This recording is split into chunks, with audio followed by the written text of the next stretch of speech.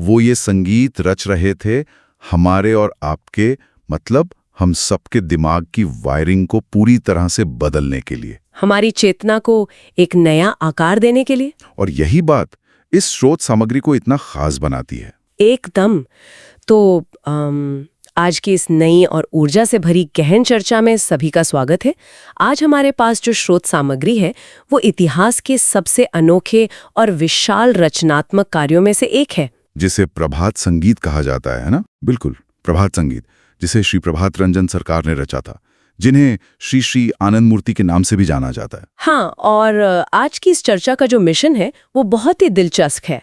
तो आज का हमारा मिशन ये समझना है कि कैसे ये नए भोर के गीत केवल मनोरंजन का साधन न होकर मानव चेतना को ऊपर उठाने का, या कह लें अपलिफ्ट करने का, एक बहुत ही शक्तिशाली टूल बन सकते हैं। और इस मिशन को पूरा करने के लिए हम उनकी एक बहुत ही विशेष रचना के अंदर गहराई से उतरेंगे।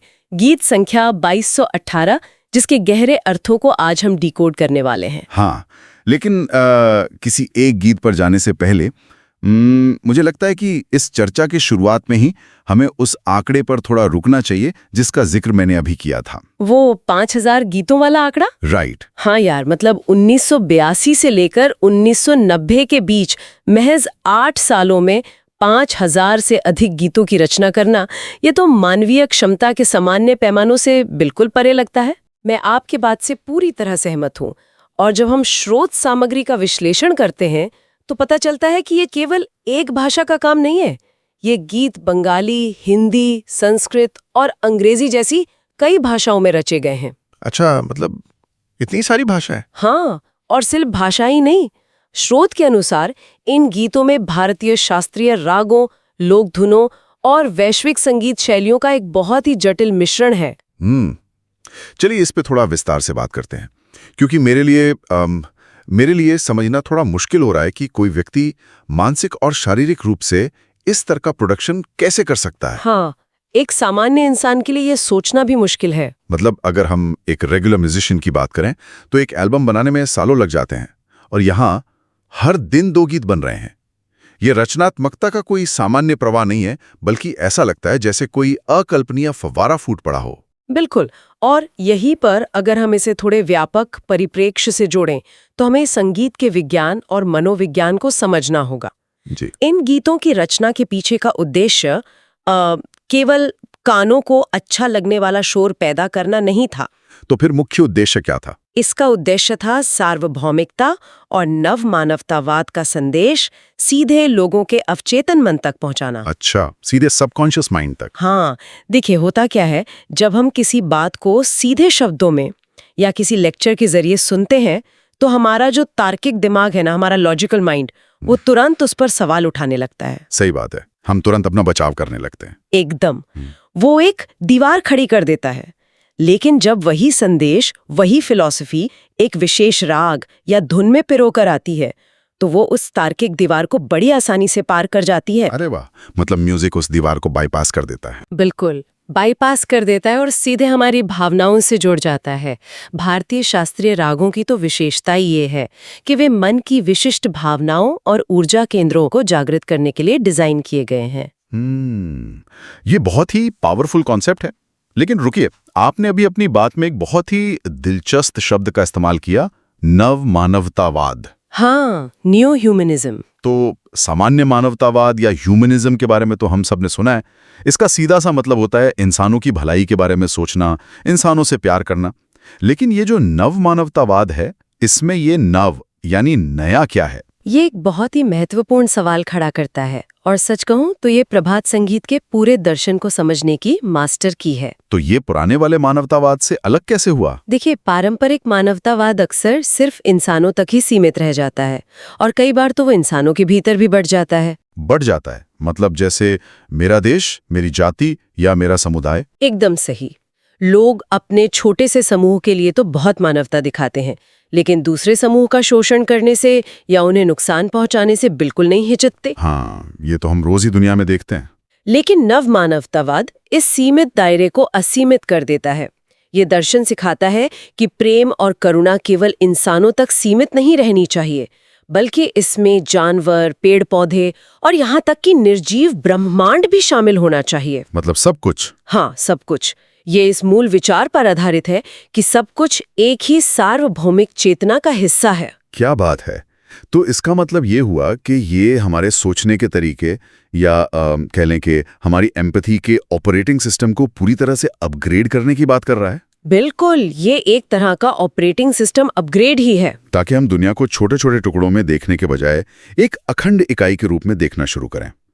और इस भारी भरकम दर्शन को लोगों तक बड़ी आसानी से पहुंचाने के लिए संगीत को एक टूल की तरह इस्तेमाल किया गया। और संगीत से बेहतर टूल भला क्या हो सकता है? सही कहा।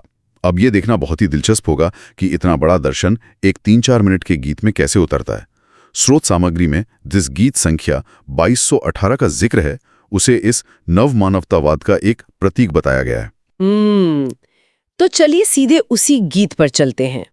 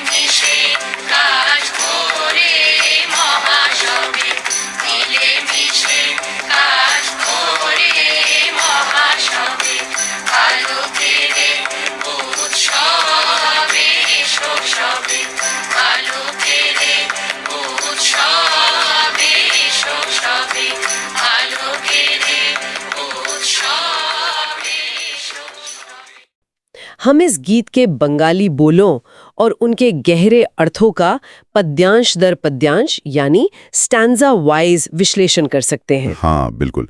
तो स्रोत के अनुसार गीत का पहला हिस्सा कुछ इस तरह शुरू होता है।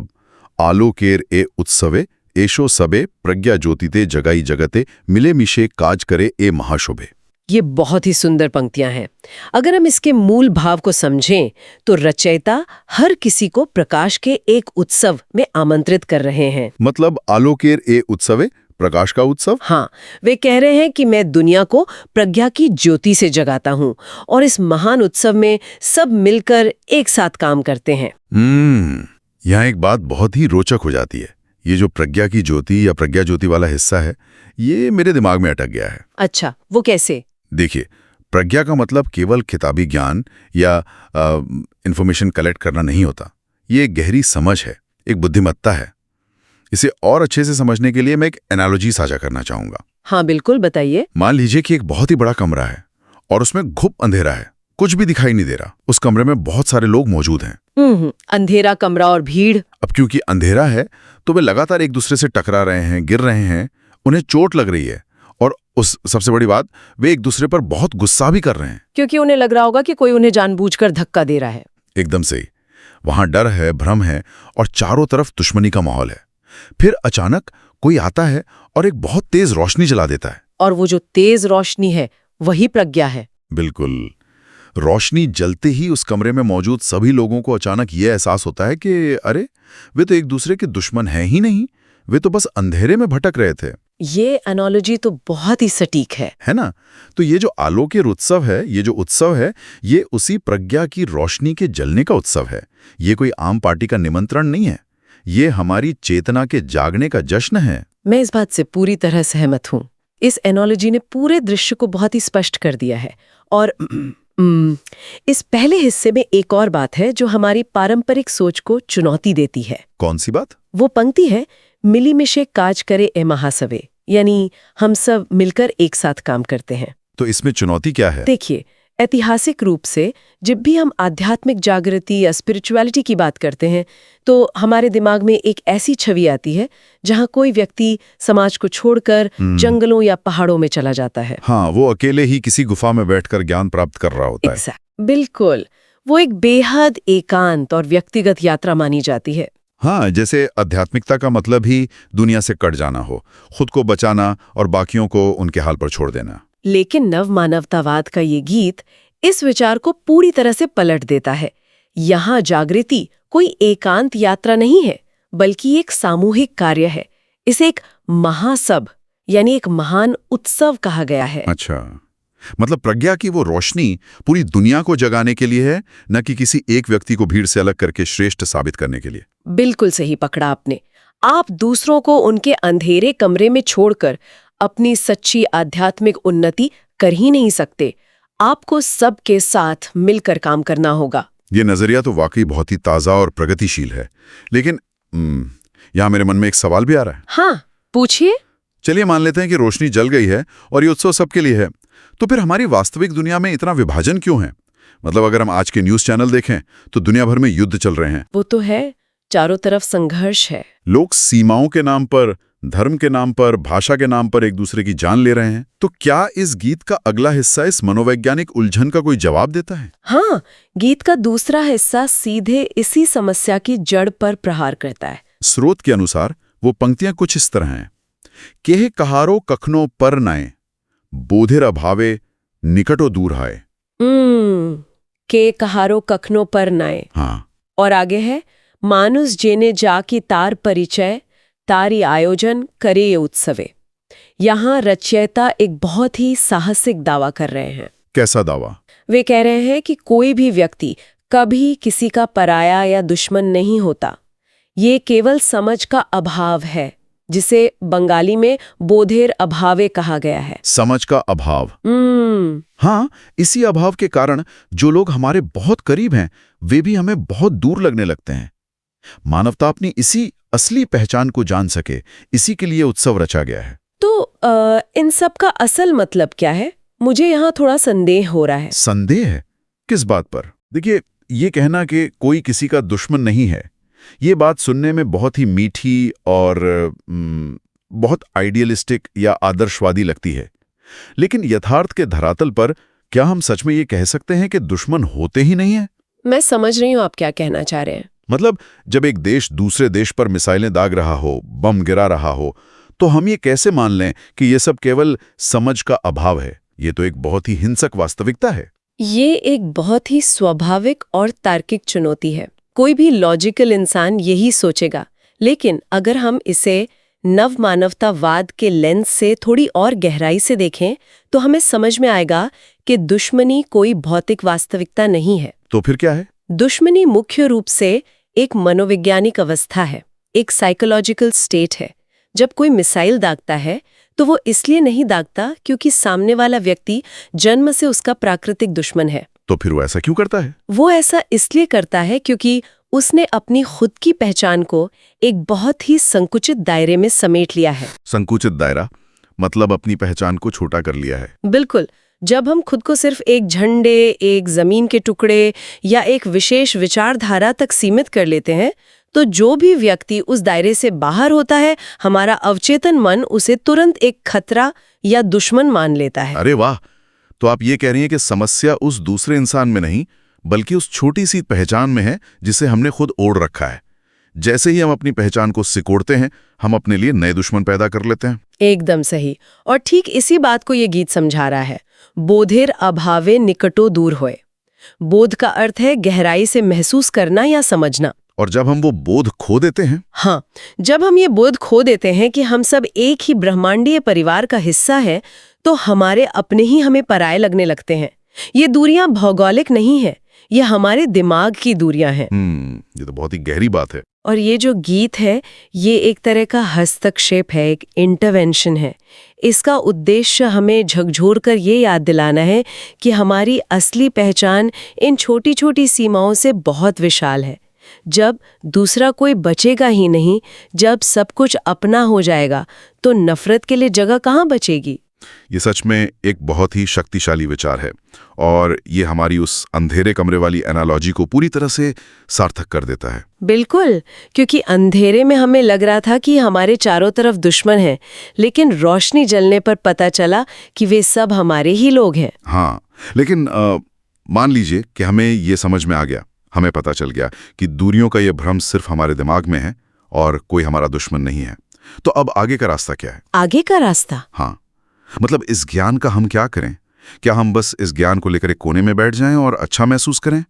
क्या ये दर्शन किसी प्रकार के एक्शन प्लान या कर्म की भी मांग करता है? हाँ बिल्कुल, ये दर्शन पूरी तरह से कर्म प्रधान है। ये सिर्फ बैठकर सोचने के लिए नहीं है। और गीत का जो अंतिम हिस्सा है वो हमें ठीक यही बताता है कि इस ज्ञान के साथ हमें क्या करना है। तो स्रोत के अनुसार अंतिम पद्यांश क्या कहता है? रचयिता कहते हैं, पिछने थाके बो ना, अतीते थके बो ना, काकियो पिछिए थाकीते दोबो ना। मैं पीछे नहीं रहूंगा और अतीत की ओर मुड़कर नहीं देखूंगा। और जो सबसे महत्वपूर्ण बात है, किसी को भी पीछे छूटने नहीं दूंगा। आगे लिखा है, सबारे साथे निये मोदेरे साधना ए आलो पूंजीभूत ग्लानी नाशिबे। मतलब सबको साथ लेकर चलना ही हमारा असली उद्यम है, हमारी साधना है। एकदम। और प्रज्ञा का ये जो प्रकाश है वो समाज की पूंजीभूत ग्लानि को या एकत्रित जड़ता को पूरी तरह से नष्ट कर देगा। क्या बात है! यहाँ इस पद्यांश में एक ऐसी ऊर्जा और आशावाद है जो सच में रोंगटे खड़े कर देता है। मैं किसी को पीछे छूटने नहीं दूंगा। ये लाइन बहुत पावरफुल है। हाँ, और ये मुझे एक दौड़, खास तौर पर एक मैराथन की याद दिलाता है। वो कैसे? देखिए, आज की दुनिया में प्रगति या प्रोग्रेस का जो मॉडल हमें सिखाया जाता है वो बहुत ही स्वार्थी है। एक सामान्य दौड़ में जो सबसे तेज दौड़ता है उसकी नजर केवल फिनिश लाइन पर होती है, राइट? हाँ, उसे सिर्फ जीतने से मतलब होता है। बिल्कुल। उसे इस बात से कोई फर्क नहीं पड़ता कि उसके पीछे कौन गिर गया है, कौन थक कर हार गया है। उसका एकमात्र लक्ष्य खुद की जीत होता है। सही बात है। लेकिन यहाँ जिस प्रगतिशील दृष्टिकोण की बात हो रही है वो एक ऐसी मैराथन है जहाँ सबसे आगे दौड़ने वाला व्यक्ति अचानक रुकता है, पीछे मुड़ता है, सबसे कमजोर और धीमे दौड़ने वाले का हाथ पकड़ता है और उसे भी अपने साथ फिनिश लाइन तक ले जाता है। अरे वाह, ये बहुत ही सुंदर विचार है। क्योंकि सच्ची प्रगति वो नहीं है जहां आप अकेले जीत जाएं। सच्ची प्रगति तो वो है जहां कोई पीछे ना छूटे। मैं इस उदाहरण से पूरी तरह सहमत हूँ। आज का समाज जिस सर्वाइवल ऑफ द फिटेस्ट की मानसिकता से ग्रस्त है, ये गीत उसका सीधा प्रतिकार करता है। बिल्कुल। और यहाँ जो सबसे दिलचस्प बात है वो ये है कि इस अंतिम हिस्से में एक शब्द आया है जिस पर हमें गंभीरता से विचार करना चाहिए। वो शब्द है पूंजीभूत ग्लानि, यानी एग्रीगेटेड लैंगर। एग्रीगेटेड लैंगर, पूंजीभूत ग्लानि, इसका मतलब इकट्ठा हुई जड़ता या थकान, है ना? हाँ, जड़ता या निराशा। अब सोचने वाली बात यह है कि इसे हम आज के समाज के संदर्भ में कैसे देख सकते हैं। इकट्ठा हुई जड़ता। ये तो ऐसा लगता है जैसे किसी मशीन के पुर्जों पर दशकों से जंग लग गई हो और वो चल ही नहीं पा रही हो। बिल्कुल ऐसा ही है। या इसे एक पूरे समाज के सामूहिक डिप्रेशन की तरह सोचिए। सामूहिक डिप्रेशन? हाँ, देखिए, जब एक समाज पीढ़ियों तक अंधकार, ऐतिहासिक संघर्षों, अन्यायों और विभाजन के बीच रहता है तो लोगों के भीतर एक गहरी निराशा घर कर जाती है। एक तरह का सिनिसिज्म आ जाता है। एकदम। लोग ही मान लेते हैं कि दुनिया तो ऐसी ही है, ये कभी नहीं बदल सकती। वो अपने अतीत के घावों को पकड़ कर बैठ जाते हैं। पीढ़ियों से चली आ रही नफरत और पूर्वाग्रह इसी पूंजीभूत ग्लानि का हिस्सा है। अरे मुझे वो पहली पंक्ति समझ में आ रही है, मैं अतीत की ओर मुड़कर नहीं देखूंगा। बिल्कुल। मतलब अगर हम हमेशा इसी बात पे लड़ते रहेंगे कि 100 साल पहले किसने किसके साथ क्या किया था, तो हम कभी वर्तमान में काम कर ही नहीं पाएंगे। पुरानी दुश्मनियों को ढोना भी तो एक प्रकार की जड़ता ही है। और इसी जड़ता को तोड़ने के लिए ये गीत एक सक्रिय साधना की मांग करता है। ये दर्शन कहता है कि अब समय अतीत को घूरने या उस पर रोने का नहीं है, बल्कि आगे बढ़ने का है। हाँ, ज्ञान और नव मानवतावाद का ये जो नया प्रकाश है, ये उस सारी पुरानी इकट्ठी हुई निराशा और थकान को भस्म कर देगा। लेकिन इसके लिए हमें सबको साथ लेके चलना होगा। ये एक व्यक्तिगत नहीं बल्कि सामूहिक संकल्प है। सच कहूं तो इस पूरी चर्चा ने संगीत को देखने का मेरा नजरिया ही बदल दिया है। अक्सर हम संगीत को केवल काम से ब्रेक लेने या अपनी थकान मिटाने के लिए सुनते हैं, जो कि सामान्य बात है। हाँ, लेकिन अगर हम आज की इस गहन चर्चा का सार निकालें तो ये स्पष्ट होता है कि प्रभात संगीत केवल कर्णप्रिय धुनों का संग्रह नहीं है। ये एक सांस्कृतिक और वैचारिक उपकरण है, एक बहुत ही पावरफुल टूल। बिल्कुल, एक ऐसा टूल जिसे विशेष रूप से हमारे संकुचित दायरों को तोड़ने और हमें हमारी असली सार्वभौमिक पहचान याद दिलाने के लिए घड़ा गया है। और गीत 2218 का हर एक पद्यांश हमें अज्ञानता के अंधेरे से निकालकर प्रज्ञा के प्रकाश की ओर ले जाता है। यह हमें सिखाता है कि दूरियां केवल मन का भ्रम है और सच्ची प्रगति वही है जिसमें समाज का अंतिम और सबसे कमजोर व्यक्ति भी हमारे साथ कदम से कदम मिलाकर चले। नव मानवतावाद का यही हृदय है कि प्रेम की कोई सीमा नहीं होनी चाहिए। और सबसे जरूरी बात, इस दुनिया को हम सभी के लिए एक बेहतर, खुशहाल और न्यायपूर्ण जगह बनाने के लिए ये दर्शन सिर्फ हवा में बातें नहीं करता। अच्छा, तो क्या इसका कोई प्रैक्टिकल मॉडल भी है? बिल्कुल, इसका एक बहुत ही व्यवहारिक सिद्धांत भी है जिसे प्राउट यानी प्रोग्रेसिव यूटिलाइजेशन थ्योरी कहते हैं। Progressive utilisation theory. हाँ, जो लोग इस प्रगतिशील और आशावादी विजन को सच में जमीन पर उतारना चाहते हैं वे प्राउड स्टडी सर्कल से जुड़ सकते हैं। ये तो बहुत ही अच्छी बात है। और साथ ही सद्विप्राज मूवमेंट नाम का जो यूट्यूब चैनल है, वहां जाकर भी लोग इस बारे में और जान सकते हैं और इस आंदोलन का हिस्सा बन सकते हैं। हाँ, ये बहुत जरूरी है कि हम सिर्फ विचारों तक सीमित ना रहें बल्कि उन्हें अपने जीवन में और समाज में लागू भी करें। और सच में ये चर्चा हमें केवल समाज या दुनिया के बारे में नहीं बल्कि खुद अपने बारे में भी सोचने पर मजबूर करती है। वो कैसे? मतलब हमें विचार करना चाहिए कि हम अपनी रोजमर्रा की जिंदगी में, अपने ही घरों और दफ्तरों में कितनी बार सिर्फ समझ के अभाव के कारण छोटी छोटी बातों पर अपनों से ही दूरियां बना लेते हैं। ये बहुत ही आम बात है, हम सब ऐसा करते हैं। हम अपने ही बनाए अंधेरे कमरों में बैठे रहते हैं और बिना किसी ठोस वजह के दूसरों को अपना विरोधी मान लेते हैं, और वो भी सिर्फ इसलिए क्योंकि हम उनके नजरिए को समझने की कोशिश ही नहीं करते। बिल्कुल, और उस अंधेरे कमरे से बाहर निकलने की चाबी हमारे ही हाथ में है। अपनी चेतना का विस्तार करना। एकदम सही। ये स्वीकार करना कि हमारा अस्तित्व दूसरों से अलग नहीं है बल्कि हम सब एक ही हैं। तो अब हम आज की इस बेहद विचारोत्तेजक और ऊर्जावान गहन चर्चा के अंत में आ गए हैं। ये वाकई एक बहुत ही शानदार चर्चा रही। हाँ, हमने देखा कि कैसे 5000 गीतों का एक विशाल संग्रह मानव चेतना में एक नई सुबह लाने का प्रयास करता है। लेकिन जाने से पहले मैं श्रोताओं के लिए एक ऐसा विचार छोड़ना चाहता हूं जो शायद उन्हें आने वाले कई दिनों तक सोचने पर मजबूर कर दे। बिल्कुल, वो विचार क्या है? देखिए, अगर एक संगीत में कुछ शब्दों और धुनों के सही संयोजन में समाज की उस दशकों पुरानी एकत्रित जड़ता को नष्ट करने और एक सार्वभौमिक मानसिकता को जगाने की इतनी बड़ी शक्ति है, तो हमें खुद से ये बहुत ही ईमानदार और शायद थोड़ा असहज करने वाला सवाल पूछना चाहिए कि हम रोजमर्रा के जीवन में किस तरह का संगीत या जानकारी ग्रहण कर रहे हैं। ये बहुत ही गहरा सवाल है। जब हम सुबह उठकर अपना फोन खोलते हैं, सोशल मीडिया स्क्रॉल करते हैं या न्यूज़ चैनल देखते हैं, तो हम अपने दिमाग को क्या फीड कर रहे हैं? क्या हम दिन रात अपने भीतर विभाजन, डर और हम बनाम वो के गीत बजने दे रहे हैं जो हमारे अंधेरे कमरों को और भी घना कर रहे हैं? या फिर कुछ और? या फिर क्या हम जानबूझकर सचेत रूप से अपने भीतर ऐसे नए भोर के गीत को जगह दे रहे हैं जो हमारी चेतना को ऊपर उठाए, हमारी जड़ता को तोड़ें और हम सबको एक साथ लाएं? सोचने वाली बात है। शायद अगली बार जब हम अपने कानों में ईयरफोन लगाएं या कोई खबर पढ़ें, तो हमें यह सवाल खुद से जरूर पूछना चाहिए। इस अद्भुत वैचारिक यात्रा में हमारे साथ जुड़ने के लिए बहुत बहुत धन्यवाद। धन्यवाद, फिर मिलेंगे।